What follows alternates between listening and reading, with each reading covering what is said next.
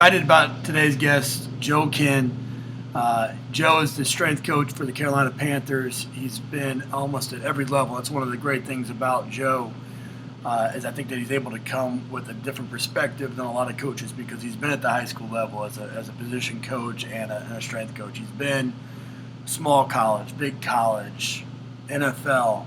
He's owned his own facility, and he's always he doesn't shy away from giving you his opinion, but at his core, he's a great teacher. And if you ever heard him speak, you know that you're going to walk away with some great information, and you're going to get a ton of great information in this episode today. In typical Joe fashion, it went quite some time. I had to try to rush him off because my wife's sitting there pounding at the door because I had to get to her to the airport. So I apologize to Joe for that. But we're going to go ahead and we're going to make this 2 episodes. We're going to split this in half, and that way you can watch it in a little bit shorter segments. But like I said, Joe is very gracious with his time and did a phenomenal job in this. Before we get started, as usual, I want to give a little love to our sponsor of the show, Play Sports Performance Flooring. Play does a great job. This is one of their latest installs. I wanted to show you a little bit. It doesn't have to be the whole room. With flooring.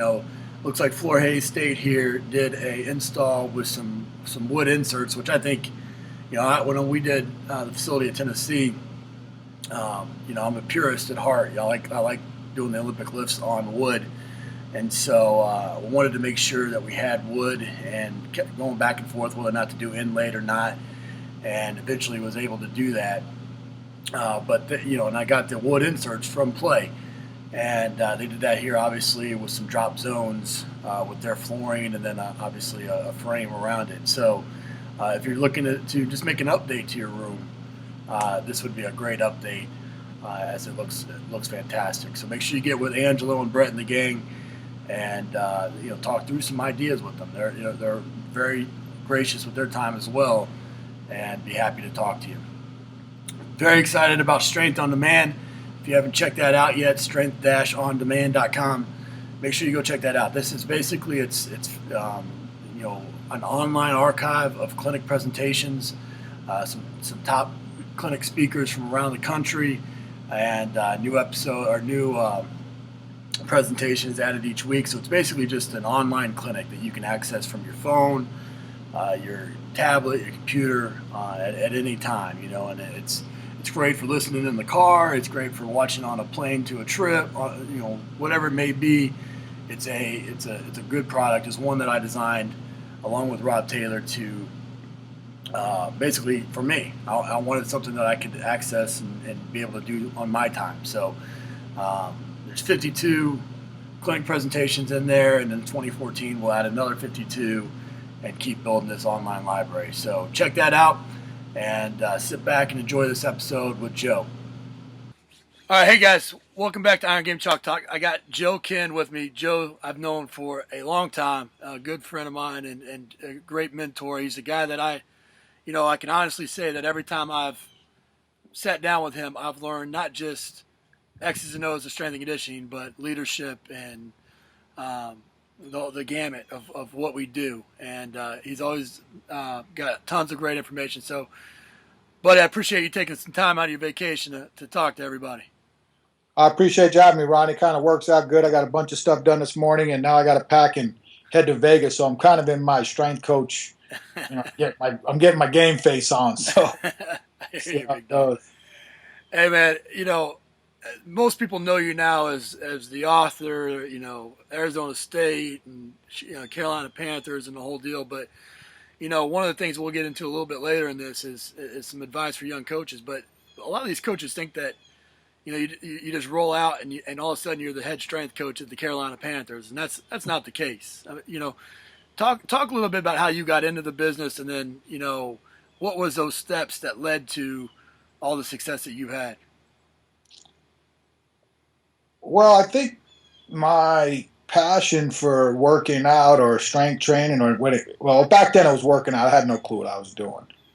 Was mainly because at my high school, It was very diligent strength program, one of the better organized strength programs in the late 70s, before when I was even in grade school, through the time till now. I mean, my high school coach played for Jerry Claiborne at Virginia Tech. He played at my high school. My dad and him were teammates at my high school. So there's a lot of tradition. And when he came back to be the coach, one of the things that he did was begin right away and implement a strength program. And most of it was based off of a lot. We did a lot of the Penn State stuff, one set to, failure for the most part. And we did some things that they were doing at Maryland at the time when Frank Costello was the strength coach there. And Jerry Claiborne had moved to Maryland, I believe, when that was happening. So, at my high school, ninth grade was junior high. And going into 10th grade, if you didn't lift weights, you didn't have a shot to make varsity. And back then at my high school, you made varsity as a 10th grader, whether you played or not. That was a big, big, big deal coming right from junior high and playing varsity football. So that was a goal of mine. And obviously, if that's your goal, you got to get to the weight room. Well, one of the good things was when I was growing up, my dad drove the bus for the junior high and high school for the afternoon shift. So he would pick us up at the junior high. I'd take his bus route. And after he was over, he'd drop us off, me and a few guys at the high school to train. So that's how it kind of went down. And fortunately for me, not only did I make the varsity, I started for 3 years. And I would say that I'm a big believer in more so now than ever. And now looking back, I can say this. I was a good football player, and strength training made me a bigger, faster, stronger, good football player in high school. And by doing that, because back then a lot of guys didn't train year-round like we did, I think that gave me an advantage. And fortunately for me, I got a scholarship. So when I went to college, I was a classic hard work beats talent when talent doesn't work hard. I don't have any, God-given abilities except that I'm kind of averaging a bunch of good stuff. So what happens again? You commit yourself to the weight room, and you're a solid college football player that over 5 years became a bigger, faster, stronger, solid college football player. Right. The real attraction though came when I was hurt. I got redshirted my first year, so you know how that goes. You spend your whole life in the weight room. The next spring, I was battling for a starting spot, blew my knee out, so I sat out the whole next year. So you know how that goes. You're 2 years in, you haven't played. Yeah, so I got 2 years in, and all I'm doing is working out. So now I'm the workout guy. You know how that goes. Come back the next spring, have another surgery. Come back the next fall, play in 3 games, blow my other knee out. Wow. So my first 3 years, I live in the weight room. And it was at that point in time that you start building up, hey, man, I don't mind coming. Right. Especially, and I say this, we train more guys that have to work out than want to work out. Sure. But I wanted to work out. I mean, I love that stuff. I just love being around it. When I wasn't working out, I was hanging out in the strength coach's office. Right. So you start developing this feel for something, and then all of a sudden you realize, wait a second, this dude's getting paid to be a strength coach? Forget that econ major. I'm going to be health and sports science, and I'm going to be a strength coach. So my last 2 years, I actually had success on the football field, which I credit towards my diligence in rehab and working out and trying to be at least one of the strongest, if not the strongest guy on the team. But I would say, that I was a younger guy. So at 19, I knew I was going to be a strength coach. I put all my eggs in one basket, and right. Just like we've all worked for free during my last 2 years of college. My 2 summers, I worked for minimum wage. Back then it was $3.35. I was the summer strength coach with my strength coach, because we all, that back then not everybody stayed during the summer, but I did, because I just didn't want to go home. Right. So I worked for him during the week and the weekends, and then I did an internship for him. And then, when I graduated, I knew I wasn't going to the NFL. I was a medical reject. You missed 3 years of playing because of injuries. You probably ain't getting looked at. The box is checked. You're right. So that was fine. I mean, I got it, man. I'm a realist. I understand. And plus, I would have liked that opportunity. Like I tell my guys, and I tell guys who don't last a long time. Do you know how many people wish they had a chance to get cut in the NFL? That's right. Hell, I wish I did. That's right. I mean, hell, I wish I was in training camp and they said, "Hey, you ain't good enough, got cut." That's better than not going at all. That's right. So, so from that standpoint, it just became it was something that was just crazy. Like, I would have rather lifted weights on a game day than played by the time it was over, man. I got disappointed because back then, in-season training still was, they didn't know how it worked. So you always got into that ebb and flow of, man, you hit that big peak at the summer, then you really ain't doing much during the season back in those days. Right. And then you come back in January and you're like, man, I'm starting over from scratch. Right. So I trained hard during the in-season, especially my senior year. I trained 5 days a week because I had a key for the weight room because I worked there. Yeah. During the summers, I never gave the key back. And that's when I was like, there's something to this. And that's why I believe that we are, for the most part, we're general physical preparation guys. The specific physical preparation, we do some general specific, but that's handled by the position coaches. I don't like when they step into my world, so I'm not stepping into theirs. Right. So I saw that in myself that, hey, I was a pretty good football player that made himself a bigger, faster, stronger, pretty good football player, so I could handle myself against guys who were my skill level because I was better than them from the weight room standpoint. Right. So your thought process begins, well, what happens if you could get a guy with twice your football ability and at least get him to work halfway hard as you do? Sure. And then now those are the freaks. Now you're onto something. Yeah, now you got it. So I knew right away. Like I said, 19 years old, I was a sophomore in college. I was like, this is it, man. This is too easy. I didn't want to be a football coach because I thought I already knew back then I had some leadership abilities. I mean, a lot of the guys trained with me. The coaches made them train with me and put it on me. If they don't come, that's on you. So I didn't want to be stuck coaching one position and knowing 15 guys when I thought my voice was good enough for 115 guys. Sure. And to be honest with you, I really didn't want to be on the football field. Yeah. Rather be in the weight room. So it was easy choice. So you graduate college and you're like, okay, now what do you want to do? I was getting married. I got fortunate that one of our GAs was a high school head coach at a prep school in Florida, gave me my first opportunity. So I coached some football at the high school level as well as a strength coach. And be honest, this is when it's like there's certain times in your life where, hey man, it's either put up or shut up. You say you want to coach.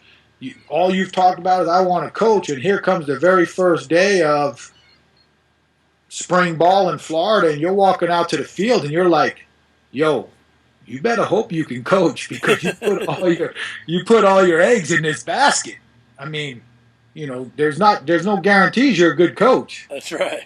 Until you start coaching. And man, it just clicked, man. I've always had a good feel with players, and it was even at that younger kids the same thing. And even when I was in the private sector with 10-year-old athletes, and then it was on, man. I did 2 years of high school. Tried out for the World League of American Football, flunked a physical. So that was good closure. And then went back to Wake, and I started a college career from there. I worked for maybe $1,000 at Wake. Then I got my GA job at Boise State.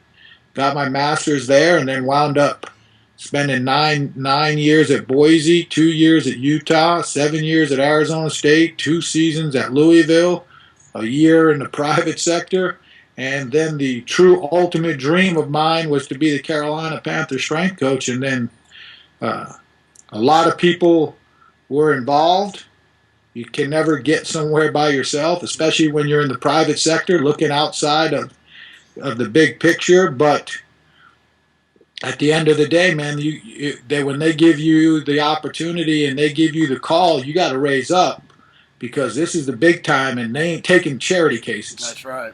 So it was, and it was. I mean, Dave Caldwell is now the GM for the Jacksonville Jaguars. I remember meeting him for the first time in like 1996 or 7 at Boise State, and he had done a couple of years with the Panthers with Bill Polian when they first started.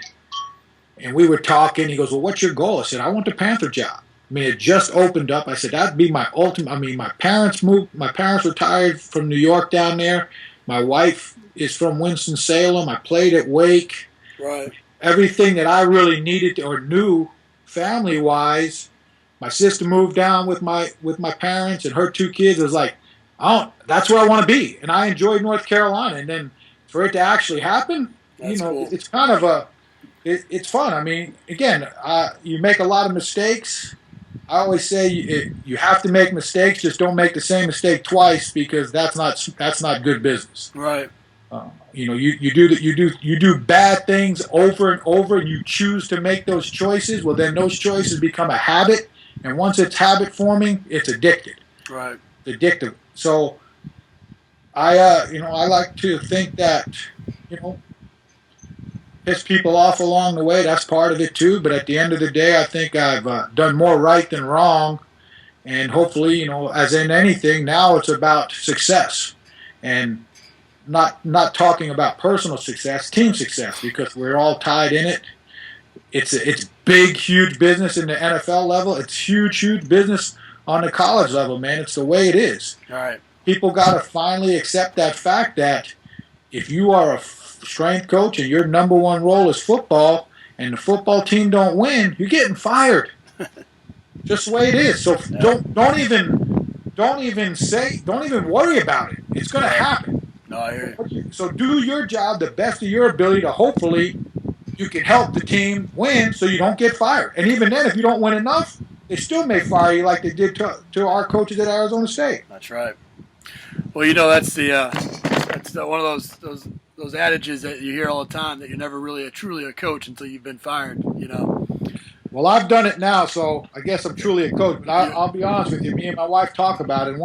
And being married, you got to have the right person with you. There is no doubt. My wife, we were just talking about it the other day. If my wife wasn't prepared for the profession that we chose, that would have been a hard year. Oh, yeah. It would have been a hard year. And the one thing we always talk about is we've proven we can survive. So I really don't worry about it. Right.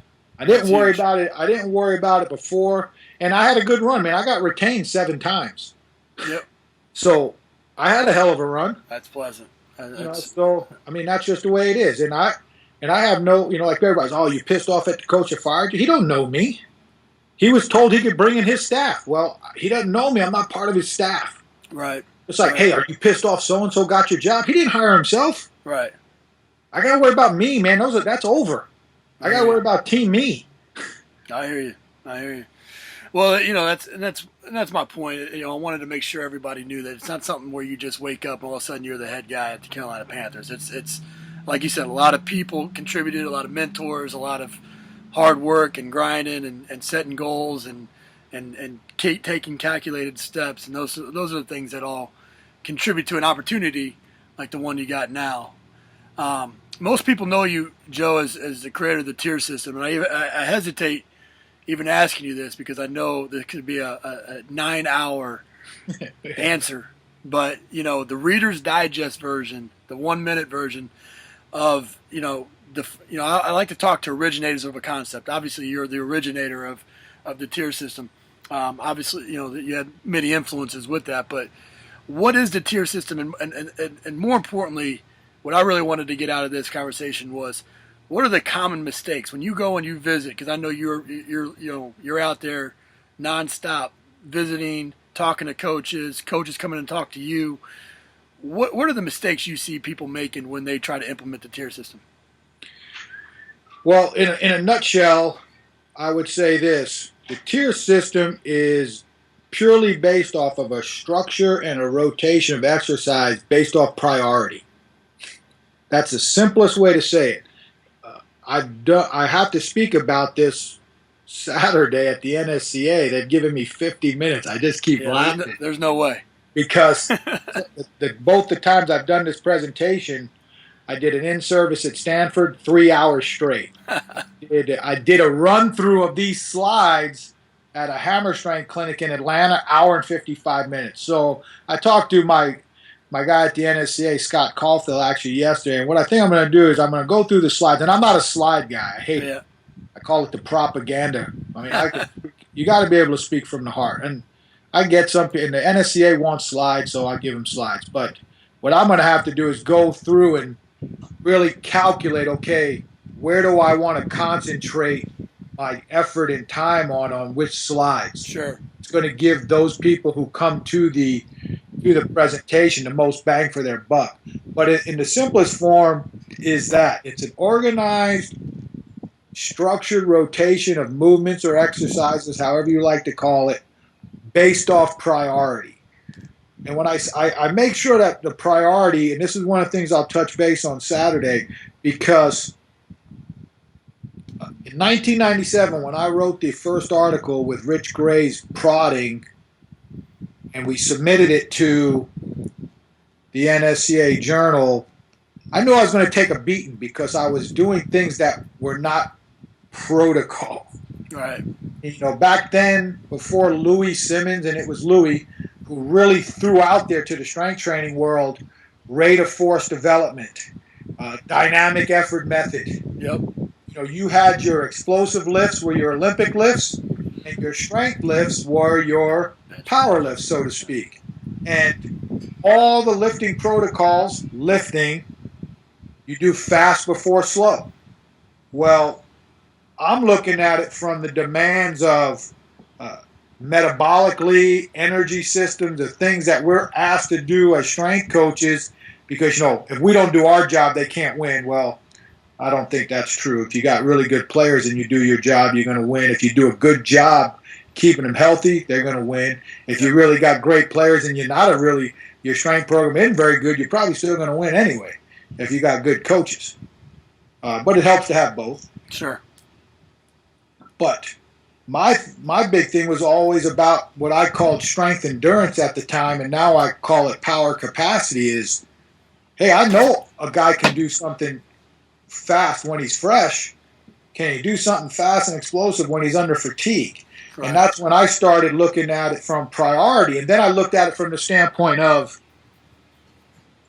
if I'm going to make the big three, say back then when we did bench, squat, and hang clean, if those are the priority of what my guys are going to be evaluated, well, I want those first.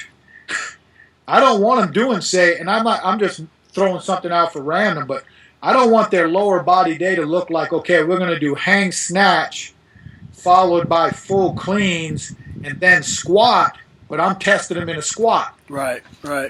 If that's a priority or a foundation or a core exercise, I want that up front. Sure. You know, so that's where I looked at it from a priority based and not a necessarily a speed or movement based as far as fast before slow, because I looked at it like, hey, I test the hang clean, the squat, and the bench. Those are my priority. They're leading off the workouts. Yep. I mean, that's just the way I thought. And, you know, then it also came into, again, well, you can't do this and that at the end of a workout. Sure you can. You got to be smart. You got to pick the right movements. I mean, I'm not asking a dude to do a 95%, right, you know, clean, classical clean and a jerk.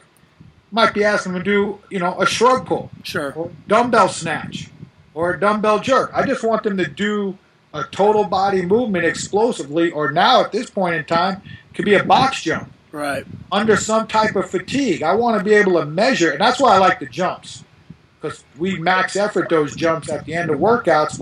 You can measure fatigue, or you can measure power capacity, but how well they jump compared to their best. Yep. And then if a guy is in really good condition, and we've seen this at ASU and Louisville and in the NFL, they can set records because of a lot of the neural factors. That's right. That's right.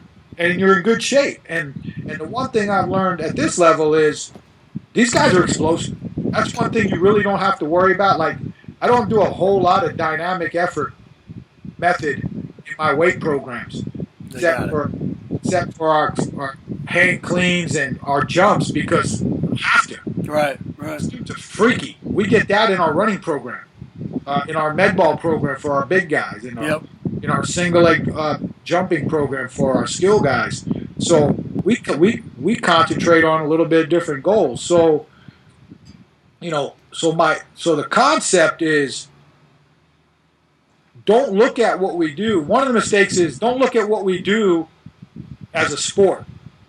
Lifting for athletes is not a sport. You can't train a sport for a sport. I don't want to hear, well, we do an Olympic-based system. Right. Hey, I think there's a lot of great things that Olympic lifting can do for a football player if taught properly and you can invest the time in teaching it. But on the other hand, I don't think you should train your football players like Olympic lifters. No doubt. And the same thing for powerlifting. I've trained, not that I'm very good at it, but I did train some Olympic lifters while I was at Boise State when we had a powerlifting team. We had a very good powerlifting team. Those programs were not written like the ones that were written for the athletes. Right. And that's the one thing, like I say to people, is you have to remember the protocols that everybody goes, well, that's not lifting protocol. That's not this. Those are based off lifting. Right. We don't train lifters. Right. I train guys who their number one ability is to play professional football. That's their deal. Yep. Mine is lifting weights. I always use the example that if they're great Olympic lifter, or if we're training with Olympic lifting and they're great Olympic lifters, then they should be great football players, and vice versa. If they're great football players, they should be great at that lift. Or if they're great power lifters, they should be and it doesn't always work out. Your great football players aren't always great Olympic lifters, and your strongest guy on the team's not always the best football player. No, and that's why. But when you get those guys, those are the guys that we coach in the NFL. Yeah, no doubt. That's like I said. I mean, you look at these guys, and again, and then it's the quality of the lift. I mean, how many times do we hear a guy who can clean 400, but then you watch the guy play and he can't get off the line of scrimmage, and then you see the clean, and it looks nothing like there's no chance for it to transfer. Yeah, he's in a limbo or something. He's got a jumping jack catch, power reverse curl, and I've had that happen in my gym, and that's when you got to ask yourself, what did we get out of that? Right. So those are, that's a big thing, I think. The other thing that really surprised me, and that's why when I'm working on this new addition to the tier system books, is how many people have thought that the tier system is based off cycles, like the cycling part of it. Right. It's really not. It's totally about the movement rotation. The cycles, I could care less what cycles you use. Like in the book, I put all mine, and the book that I'll write now, the cycles that are in the old one won't even be in it. Really? I've kind of redone my. I've had very good feedback on my Prilipin charts. Yep. And I've done my own density stuff on flat loading, volume accumulation training stuff, and I have this one wave I use for submax effort training for my squat and bench. Those are the only cycles I use now. So there won't even be a lot of set on the other things that I threw in, because like when we don't use it. Right. So there's no sense of the Prilipin rules I have now. Nothing's foolproof, but the levels and what I saw at Louisville, the end of my tenure at Arizona State, and even here with my NFL guys, I've been really, really happy that, hey, I'm on to something with this. Yeah, it's interesting. So that's the other thing, is too many people think, oh, it's the cycles. Now, in the traditional model, there was some set standards for how many work sets per tier, and that was done to control overall volume, to make it a priority, major, and minor emphasis. Yeah. The workout. That's the big thing, and I've seen over the years the exercise choices sometimes don't match where the tier level should be. And that's where I think people have to go back and really do a good job of prioritizing, what is your foundation lifts. And in this day and age, with trying to be a little bit more on the variety side, you may not, your foundation lift may not be year-round clean squat bench. Right. Maybe some version of it, but it may not be. Sure. So, then what are your true supplemental lifts? What are your major assistance lifts? Or what I call, a lot of that is like what I call, Dave Tate actually termed a coin for me when we were talking about my system. And again, what we're talking about now of the levels and the layering of the exercises is like your strength mobility stuff, your single leg stuff, your dumbbell upper body stuff, your relative strength stuff. Now it even comes into play with the way we're doing things, your posterior chain, your posterior shoulder, and your neck work. So don't worry about the cycles. I mean, everybody's like, that's the number one thing I tell people when they used to work for me at the college level is the template is the template. Yeah. This is how we're going to write a program here. What exercises you choose, that's your creative choice. You may like different now that we had certain rules that I was not, certain exercises were not going to be performed with certain teams, not because they weren't good, but because the risk reward was too high. And right. I'm a big believer in just because you can doesn't mean you should. Sure. And a lot of people don't listen about that. I mean, I love every lift. I mean, I'm doing snatches and, trying to do a classical clean and jerk. But at some point in time, you got to look at the other diversity. Again, we're not training lifters. Right. I mean, I love when I get these kids from high school when we were in college. They got torn labrums and beat up shoulders because they're doing snatches and jerks, but their coaches never did an overhead press with them to get their shoulders strong. Yeah. They went right into explosion and acceleration and didn't do anything to get strong. And I'm a big, I'm an old, I believe this, and it's probably a wear you out. People can say what they want, but I just believe everything comes from strength. Yep. You want to get faster, get stronger. You want to get bigger, get stronger. You don't want to get your guys hurt, guess what? Get them stronger. No doubt. Everything else will fall into place. Everybody's like, what do you do? Man, I got a 9th grader. He's going to start lifting weights. What do I do to get him explosive? Easy. Get him stronger. That's right. I saw it live. I mean, I can honestly say that stuff now with the year I spent in the private sector coaching 10-year-olds through seniors in high school. When those dudes got stronger, we weren't even trying to get them fast. That's right. I did more reverse walking lunges with those guys probably than they ever knew existed. But when we started running, them dudes were bringing it. Right. So I think, in a nutshell, it's the biggest thing I'll say about systems are this, and this is my big thing now. We've done and a lot of people have influenced it, but the number one thing, and when I did an Elite Fitness interview with Jim Wendler, he had asked me the same thing. The biggest thing that I really kind of are proud of for myself is we've not broken the integrity of the template. Yeah. We've made some very unique changes that I think were for the best, and a lot of it comes from the way I train. I mean, I train the system. Yeah. I'm doing some Olympic days now because, again, I'm training for a sport with that. I use my tier system days as my athletic days because I'm doing Highland Games too. Gotcha. So a lot of these changes came through my training, and I saw the benefits. I started working this stuff into the athletes training, and then it really takes off, and then you're like, oh, okay, wait a second here. And then it's what can you develop and put into the system without changing? Like, we've talked, I'm a 3-day-a-week lift guy. Now, we do blitz days and all that. Yep. We have 3 main sessions a week that we train, and everybody was like, well, in the NFL, they do a 4-day work week. Right. So, I know. Well, what are you going to do about your lifting? We're going to work out 3 days. Yeah. One day is going to be a blitz day. I mean, how do I, here, like you said, I mean, I'm fortunate. I created a system for my athletes, and because of people that worked with me believing in it, saying, hey, you got to put this out there. The masses need to see this. Right. The system is different. This system is going to spark interest. How can I go and say, okay, well, I believe in the tier system, except now that I'm an NFL coach, I'm going to train upper lower body split, which I don't believe. Right. I'm not saying it's wrong. A lot of great strength coaches kill it. A lot of guys have won more games doing that than I've won doing it with my system. Sure.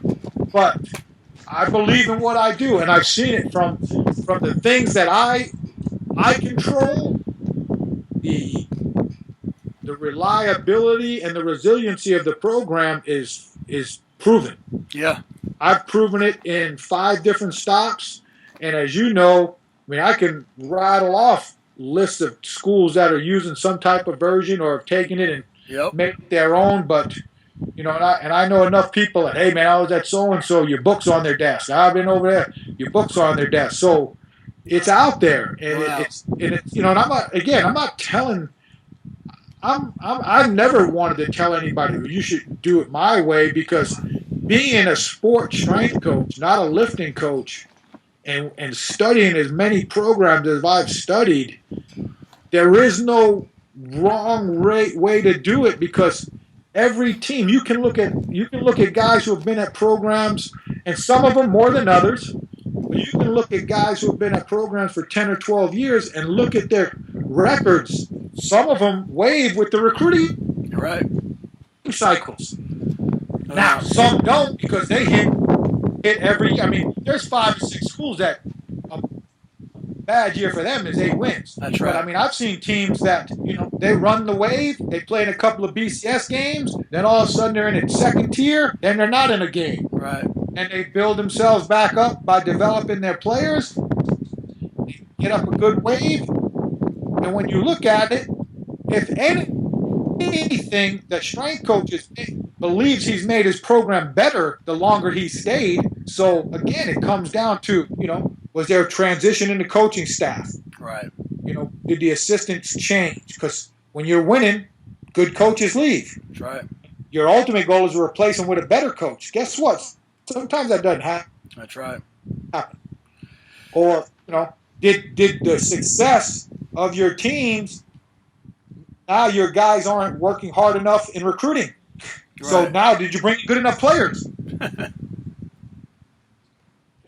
You know, so those are the things that I laugh at. It's just like, you know, you look at other people, oh, well, for 5 years, this guy's strength program won 50 games, and then him and his coach take another job, and they get fired 3 years later. Yeah. Well, guess what, man? It's different. That's right. Different conference, different players, different recruiting. So at the end, I mean, we're in a very unique deal when we're evaluating. And I'm 100% for it, because let me just tell you, I used to laugh back in, you know, the late 90s when everybody's like, do you want to be a football guy or do you want to be tied with administration?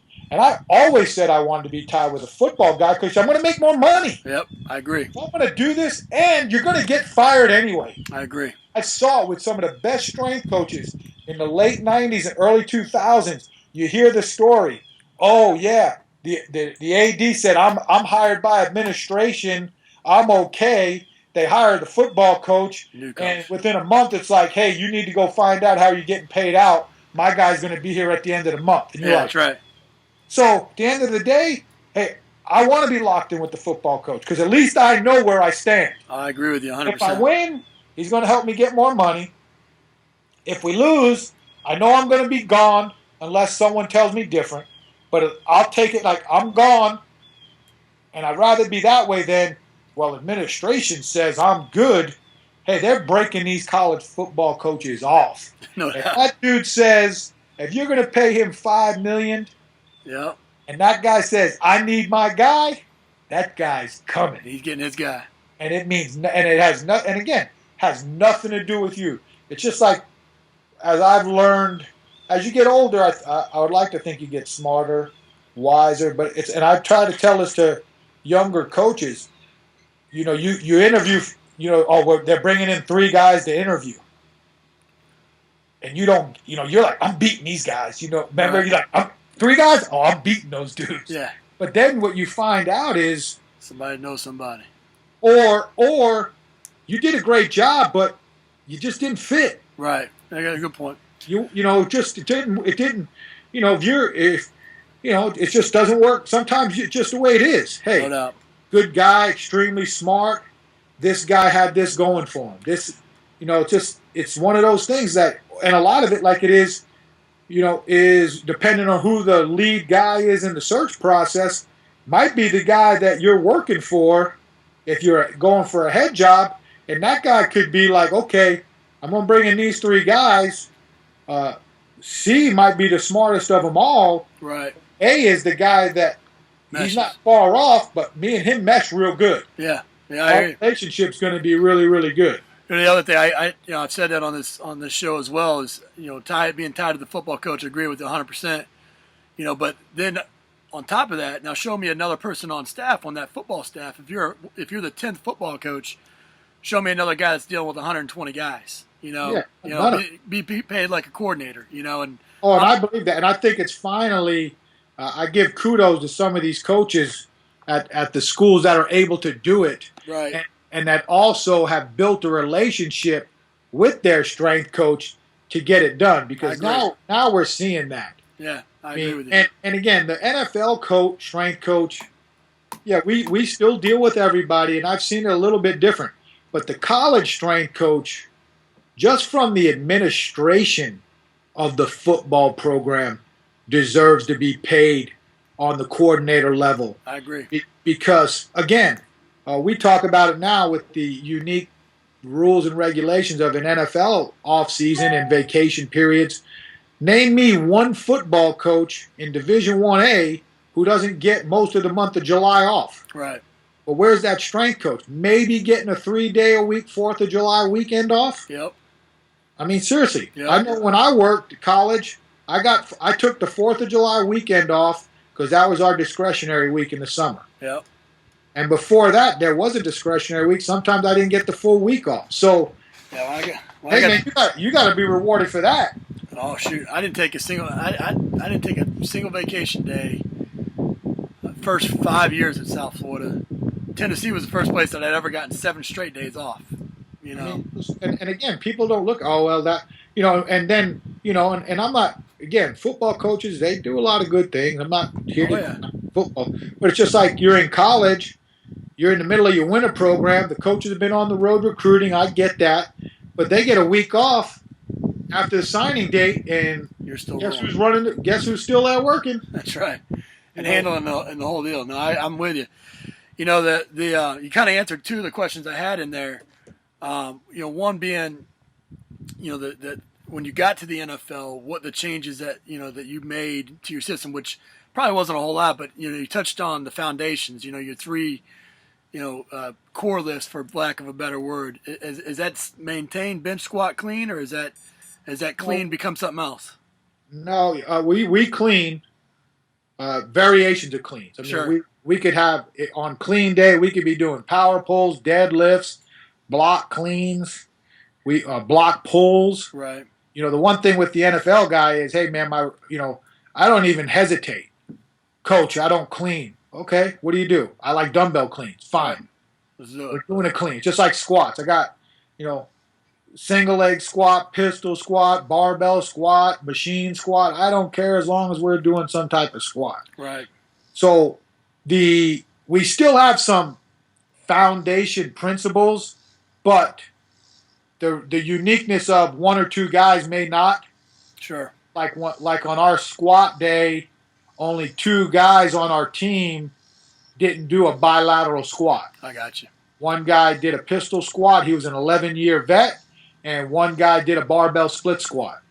So, that's the way it is. In college, you might be like, yo, brother, you're getting under a bar. Yeah, that's right. In the NFL, it's, hey, man, we just need you to squat. So what kind of squats do you like to do? Yeah, we got to get a squat. We got to get a hinge in there. Yeah, so it's, like we are very more, it's easy, it's adaptable. And and that's one of the things I would tell young strength coaches, believe in what you believe in, but you got to know every system. I agree. You got to know everything. I mean, you got to know HIT.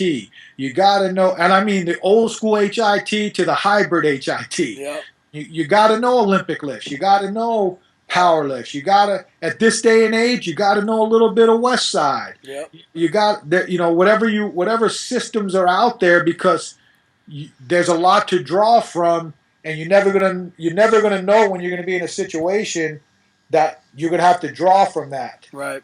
Like everybody's when I first did the tier system, and when I spoke in Atlanta, Ben Pollard was there. Ben knew me from Boise State. Back in the '90s, if you lifted 3 days a week, you did machines. That's right. And if you lifted 4 days a week, you were free weight. Well, here I was doing, because at that time it had gone that way. Now I think it's coming back full circle. I hear a lot more teams are doing 3-day-a-week lifting. And another one of my rationale for that is because the running volumes were too crazy. That's right. I mean, my conditioning volume in college were ridiculous. I didn't want them guys lifting weights. Right. So, and that leads into what you asked me. So what my typical college week would have been this. Monday would have been, in the perfect world, before player run practices. Right. Which I'm not a fan of. But Monday would have been a linear speed day and a session T. So our priority would have been some type of clean. Yep. Tuesday would have been a conditioning day and blitzes. So all of our individual needs day. Yep. Wednesday in my college day was no run, big squat Wednesday. I did at that point in time, I did not want him to do any type of running on squat day. Sure. And that was going to be the big deal. Thursday was another conditioning day. Friday was lateral speed and session U, so your press day. Yep. What we do now, what I've learned now in the NFL is, again, I'm dealing with high-level guys. Guys who genetically can adapt. Quick. I mean, it's ridiculous. I mean, it really is. I told Mike Robertson, NFL guys are the best guys to coach and they're the easiest guys to coach as far as teaching. Yep. These dudes can pick it up. You show them, they get it. It's a joke. I call it the 3-set rule. It took 3 years in college. It takes 3 sets in the NFL. And so what we did is, again, I wanted to stay with my 3-day-a-week work, and I wanted to stay with my blitz work. So we're a Monday through Thursday program in the NFL, which I prefer. I know, from a recovery standpoint, maybe it's a little tough during the week, but you're getting 3 days a week off on the back end. Plus, as you know, a lot of dudes bounce. Yep. Thursdays, they're out. Yep. So I didn't want to get into, and I was fortunate enough that I worked with a great coach, our athletic trainer and our general manager, who are all involved in the process. They believed in that too, because I didn't want it to be, I didn't want it to be Monday through Friday, pick what 4 days you come in. Right. Because that helps no organization. I agree. I didn't want it to be Monday, Tuesday, Thursday, Friday, because I didn't want guys lifting on Wednesdays to get out of here on Thursday and then screwing up the rest of the week for me. Yep. So my proposal was, when I got interviewed, and what we do is, because of adaptability and because of how fast these guys can just develop, they can respond so much faster. I said, okay, I really don't need 2 major conditioning days. So I pulled out the Thursday conditioning and moved session U to Thursday. Okay. So our work week now is Monday is session. Depends now, because when we go to OTAs or minicamp, I may switch to sessions. Yep. But a typical 4-day week would be the first 5 weeks. Yeah. Yeah, linear speed, session T, conditioning, blitzes, and I call it player choice. That's almost a PRP day in the weight room. Okay. Because I've got some high-level vets that are really good in the weight room that they'll talk to me, and I'll let them know what we're doing the next day, and they'll run their own blitzes. Yeah. Like, we've got blitz cards and pods around the weight room like we did in college. A lot of guys follow that, but I've also got a bunch of dudes I got 3 or 4 guys that they take 5, 6, 7, 10 guys, and they'll go do their little blitz program on Tuesday. So that's good. And again, I know who I can entrust that into. Right. And they know training. I Sure. know where they train when they're not with me. they train with good people, I have no problem with that because I'm going to get what I want on Monday, Wednesday, and Thursday. Right. On Wednesday, what we do now is I created and developed in a template for the field. That's kind of our explosive development on the field. That's where we'll do a lot of hurdle work for mobility. Our big guys will throw med balls, and our skill guys will do their single leg jump progressions. Okay. So that, and then we go in and squat. So big squat Wednesday is alive and well for us in college. And then on Thursdays we go out and we do like a lateral speed day, and then come in, and then that's our big press day. By putting together Wednesday and Thursday lift back to back, we've made some slight adjustments in the tiers. Okay. As far as like the easiest one to give you a great example is, because tier 2 on Wednesday is an upper body, and tier 1 on Thursday is an upper body, and It's your big one. So on tier 2 on Wednesday, that's when we do our vertical pull and vertical press. Okay. Because on Thursday we're going to do our horizontal pull and horizontal press. Makes sense. And that's how we look at. Same thing with our lower body. We know we're squatting on Wednesday, so our tier 3 is, well, even now it's going to be some type of single leg work, and sometimes it's a body weight single leg work, just like a body weight pistol. Right. Body weight pistol progressions. And then there are sometimes, depending on how much work we might have done during phase 2, where I might even make it just a band work for our outside the box guys, especially our wideouts if they ran too much. Sure. Because if the way we do our schedule, a big block of our guys may come in and lift after field work during phase 2. Yep. So it works out well for that. We do, and again, most of those guys jump. They might do one like Olympic lift variation a week, and the other ones are jumps. Most of the times we'll do 2. When we get into the season, most of our stuff's are jumps. Yeah, no doubt. We do especially with our outside the box guys. I do a lot of landmine stuff for total body work during the season with my bigs. But again, it all, so, and again, and I just know, man, I just seen it now, and that's why I'm excited about what I've been able to see from a professional standpoint in the NFL is, again, the reliability and the resiliency of this program at any level with any guys, and the uniqueness of the short window that we have, and how well these guys still develop what we accomplish in 8 weeks, which is really 5, but really is 2. Yeah, it's a 5-week off season and a 4-week spring ball. Like my guys, some of the guys that I've developed, you develop different relationships with different guys. Right. But some of my guys, the guys who train and they love training and they really do enjoy being in the weight room. Yep.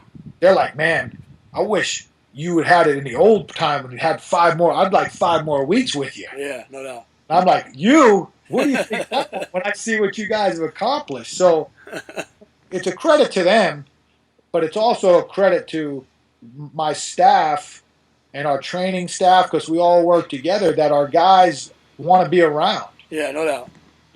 We have great attendance. Our guys give good effort. They understand our belief in the density and power capacity. I mean, our guys get a lot of work done. I mean, they'll get 60 to 67. I think the most we've ever had is like 68 sets in a workout. I got guys can get that done in under an hour. Yeah. I mean, they're just ripping through stuff. So efficient. Then you look at their numbers, and it ain't like they're donking around. I mean, these guys, they're moving some pretty nice numbers. Yeah, they're unbelievable. Pretty excited about what they can do. So it's not like they're ripping through 67 sets, and when it's time to squat, they only got 135 on the bar. Right. So it's been a good deal, and like I said, I think when you've developed a plan, I don't care what your plan is, and this may be one of your questions about younger strength coaches, what you really have to do, and what I've really tried to do when I'm listening to other coaches that have worked with me or read an article that kind of sparked my interest in how I could. One of the sayings I like to say is absorb, modify, and apply it to the template. Is I think as a young coach, you're so infatuated in reading your material that you're not developing your philosophies. And I've seen it, and I've seen it live, and I've heard the horror stories. My guys aren't getting better. My athletes don't get better. Okay, what do you do? Well, I tried so-and-so's program for 6 weeks, and then I did this guy's program for 6 weeks. And I said, well, there it is. I mean, you can't go from med balls to chains and bands to stability ball work to calisthenics and think you're going to get any. Pick one and run with it, and see what happens. That's what I like about what we're doing, because there is a lot of ability to fit a lot of stuff in. I agree. The thing, I'm not a big screening guy. I think there's some merit in it. I believe if you write a good program, you're screening every day, but there's some merit into it. And you're adding correctives every day if you're writing a good program. Yeah, I mean, so for me, we used to screen at Louisville was our best job, because I thought Brian Dermody was the best strength coach in the country, and I still think he's the best strength coach in the country, even though he's out of coaching right now. His choice in functional movement screen, like looking at it and just ripping it apart and getting it, and developing his own screening plan, his own way of. I mean, his charts that he gave us on corrective, if you had an issue or coming off a rehab protocols, were ridiculous. Wow. There's not a strength coach that's ever done anything like that. And one of the things that we were working on towards the end of our tenure at Louisville at year 2 was, how do we fit in the individual correctives based off of what he did with the screens into the tier stuff, so that we don't have to invest more time in it. Right. And that's when we started looking at, like, okay, well, on total body day, we'll look at these on up. And then when I read an article by Mike Robertson, he called it the 7 R's of training. Yeah, I saw him present on that. It's good. We use all that. I do 8 R's because we use root. He didn't do anything for core, so I called him out on that. So we call core root now. Right. I looked that up in the thesaurus. You can check it out. It works. So we use his term reset, or his activation term, and we put that into all the tiers. That's good. So they're always, not every set is not, they don't reset every set, but in their preparation progressions, we build in the root and reset stuff into the workout to help the density and to kind of take away from the number of blocks that you would have in a long-term process. Because at the end of the day, I want my guys out of there as fast as I can. Which is also great, because if you want an active room, you got guys doing stuff in between sets. Our guys, and that's the one thing. It doesn't matter what age. A dude's got time to talk. Idle hands. I mean, it's our guys are moving. And you know what? I think they enjoy it once they get it, because it's like, okay, I'm done. Yeah. And like I tell my guys, hey, that gives you guys more time to do some of the stuff you like to do on the back end. Right. And again, when you're dealing with the guys we deal with, remember, they've all trained at different colleges. They've all had different combine prep guys. Seen success. Yeah, they've all had guys that they go back and train when they're not on site, or what I still call campus. Right. And you can't write everybody's favorite lifts into the structured program as much as you listen. Right. You try to get as much as you can in. So at the end of the day, if a guy can invest 15 minutes of time on the things that he likes or things that he wants to get done, most of the time those guys do their own corrective. Yeah, they're not scared of work. You just got to keep. It's just like anything else. You hear the stereotypes. NFL guys, it's expectations. That's right. It's just like anywhere else. These guys are not. They're 24, 25, 26 years old. They're big kids. That's right. I mean, I hate to say it that way. I don't mean it's it. It's not negative either. Yeah, it's not. I'm not being disrespectful. They're big kids that play a game. That's right. they're and it's just like anything else. They want to be coached because this is their job too. Now they like their job, Right. Oh yeah. and they understand it's a real good job. I should keep this. Yeah, so they're good. They're not, but it's like anything else. If your expectations are low, they're going to confine to the expectations. My expectations for our guys are, I want to be an extremely up-tempo room, in our workouts are going to be up-tempo, density-based. I want, if we can bang out 69 sets of work in less than an hour for 500 reps, then I want to bang out 69 sets of work with 530 reps in less than an hour. Sure. And those guys, they can do it. Oh, no doubt. No doubt. Because they are not. The other thing too is, now don't challenge them. Oh yeah. Because they ain't afraid of a challenge either. Now they want to show their athleticism at any chance they can get. Oh, that's what makes them great. Well, all right, guys. As you can see, Joe's a beast, and he can go on and on about any subject. And with the restrictions of YouTube and all that, and your time, I want to make sure that we go ahead and we split this up into 2 segments. So make sure you check back next week and see part 2, Iron Game Chalk Talk with Joe Kenn, and we'll talk a little bit more about his tier system and things along those lines. Before I let you go, click below to any of the links that we mentioned in the episode thus far and in the future for Joe, as well as make sure you go and check out Strength on Demand, strength-ondemand.com, and check that out as well. So we'll see you next week. Thanks a lot.